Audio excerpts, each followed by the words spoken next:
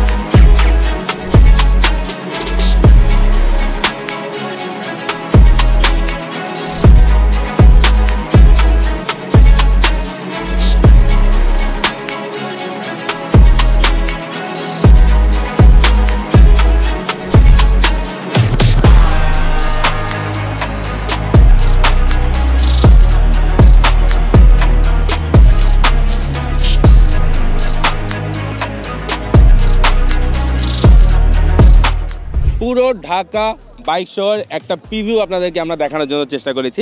কি ভালো লেগেছে, কি ভালো লাগে নাই, অবশ্যই কমেন্টে জানাতে ভুলবেন না। আমরা টিম বাইক বিডি আবারও চলে আসবো যে কোনো সময় যে কোনো জায়গায় ক্যামেরা অন করে। সে পর্যন্ত ভালো থাকবেন, সুস্থ থাকবেন, আর হ্যাঁ, সাবধানে বাইক চালাবেন। আল্লাহ হাফেজ।